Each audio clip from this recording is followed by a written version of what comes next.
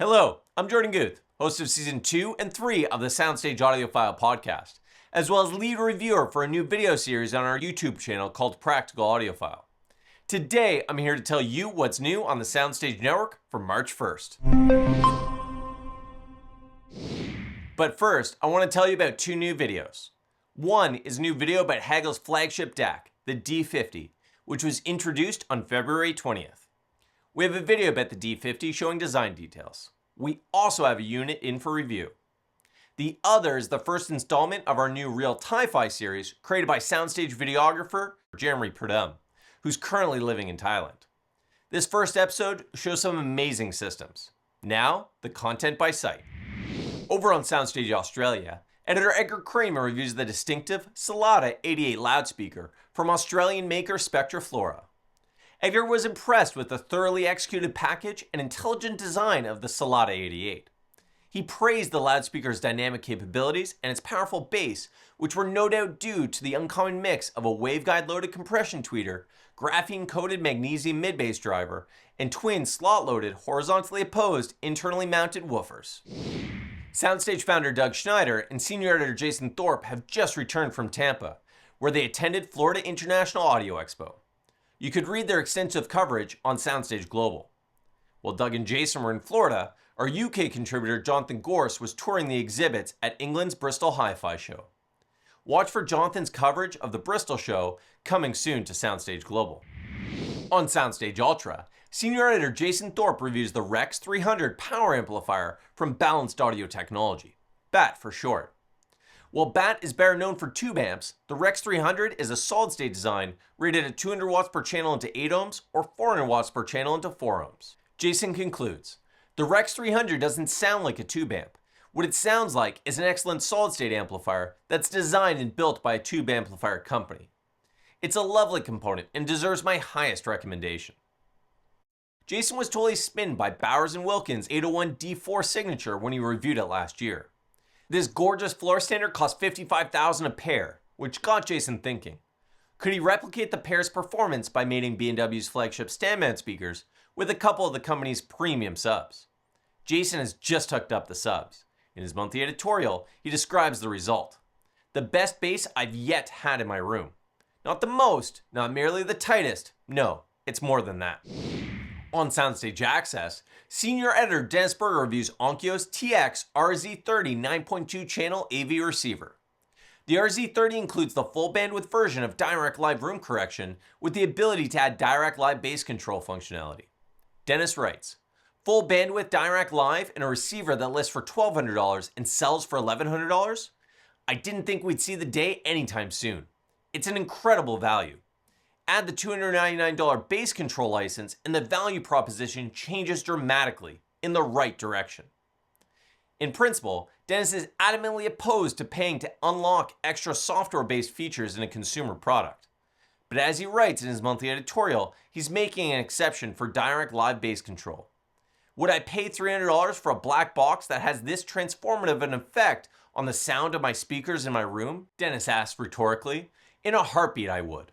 Does the fact that it's a string of digits I had to plug into a box on a web browser make it less of a value? My ideology would lead me to say yes. My principles, however, tell me that it's every bit as good a bargain. On SoundStage Hi-Fi, Matt Bonaccio reviews Focal's Thiva No. 2 loudspeaker. This three-way design is part of the French company's entry-level Thiva series.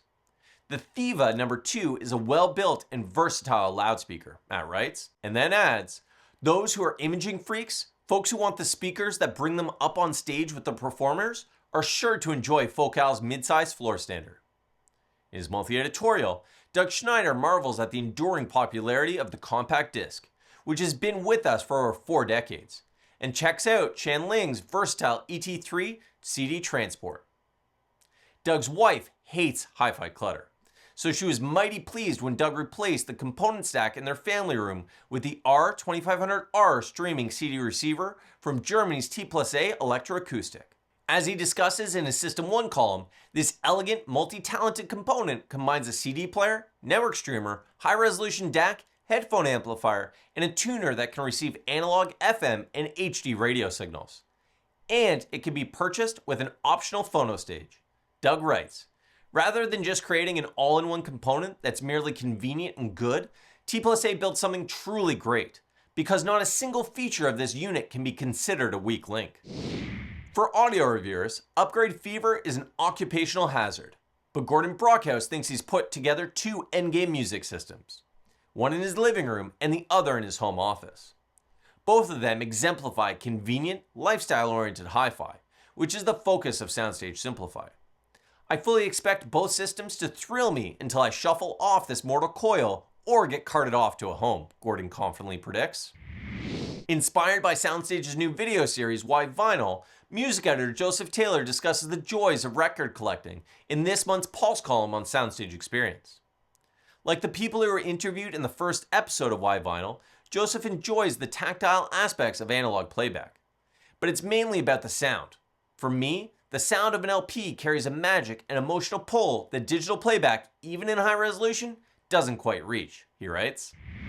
On SoundStage Solo, senior editor Jeffrey Morrison reviews Hi-Fi Man's Is Varna closed-back headphones, a unique design that combines a planar magnetic driver with a conventional dynamic driver that acts as a sort of subwoofer.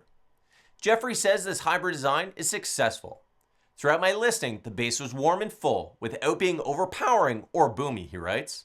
The mids and highs had a sharp attack and realism that's often the trademark of planar drivers. I found it an extremely appealing combination.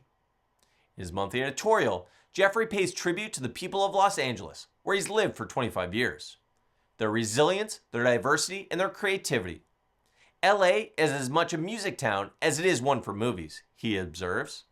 It's home to bands as varied as the Beach Boys and NWA, Guns N' Roses, and the Red Hot Chili Peppers, and artists like Snoop Dogg and Weird Al, who are all from here. Not to mention Joan Jett, Frank Zappa, and countless others who came here and found success. That's everything for March 1st, but I also want to let you know that our next installment of Why Vinyl is coming. It was shot across 5 stores in Salt Lake City, Utah. The interesting thing we found shooting it was that each store was unique and told its own story. Subscribe to the SoundStage YouTube channel to make sure you don't miss it when it launches. Thanks for watching, and see you on March 15th.